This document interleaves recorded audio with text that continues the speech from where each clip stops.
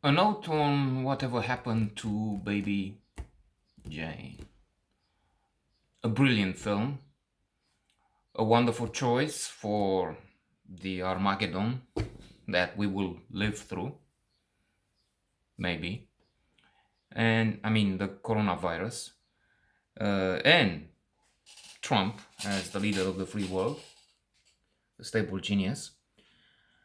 A film with two legends in the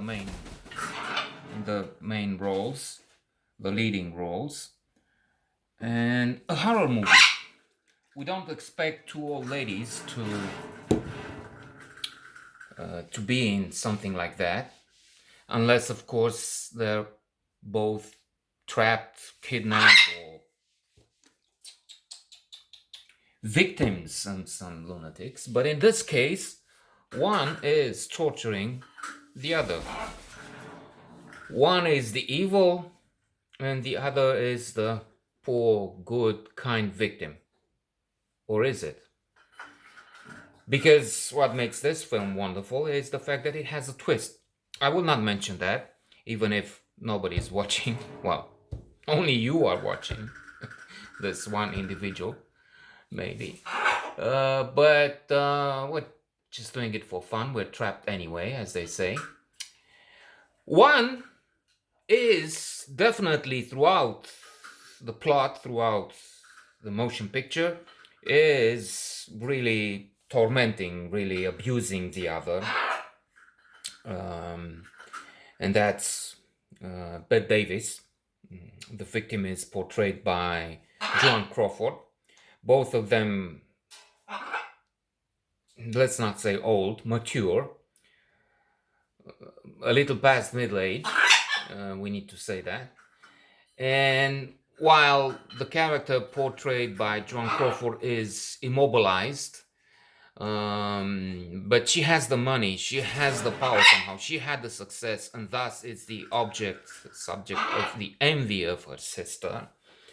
And it's the perfect revenge, apparently, wherein one earthling is in a position where the other has almost total control. Yes, once in a while to keep the tension rising and to keep audiences on the edge of the seat, which is happening, really. I mean, you have two old ladies, well, I've said it, old, in a competition, in a struggle with each other. And you would say, I mean, what's she gonna do? Hit her with a fan? Or well, you need to see this, and not just because I'm saying it. It's there on the list of best 1,000 movies ever made, as compiled by the New York Times and others. A competitor at the Cannes Film Festival, true, in 1963, but that means one of the best films made then. And as the cripple, challenged, we will say, maybe better today, politically more correct, is trying to get help. The sister is so diabolical, so devilish, as to block most of the tunnels out, let's say. And for instance, I'm just giving you this case. She's talking to the doc. Well, doctor, you need to come. She's over the top. My sister is already. Is she violent? Yes, she is, but she's overhearing it, and she has managed so well to get on top of this thing. Again, Trump comes to mind, the diabolical idiot who's on top of the world. This woman is no idiot, but she has the same level of vileness as he has. In her case, with a caveat, with attenuating circumstance that she's really off. I mean, she's crazy. Well, not on the other hand, you can say that about this guy, orange buffoon in the White House.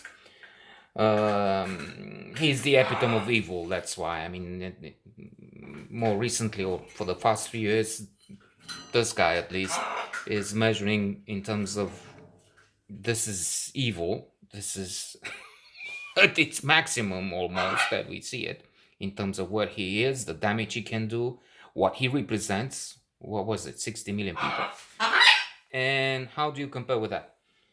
So the woman has managed to, first off, imitate the signature and thus has access to the money of the sister who's in bed.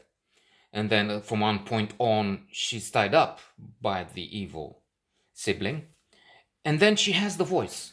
So she comes to the phone and she imitates the sister so well that the doctor says, well, okay. If she has another doctor, that's what she claims. Oh, no, you never mind. She's getting another doctor. So fascinating. A horror movie, really, with fantastic performances. Excellent.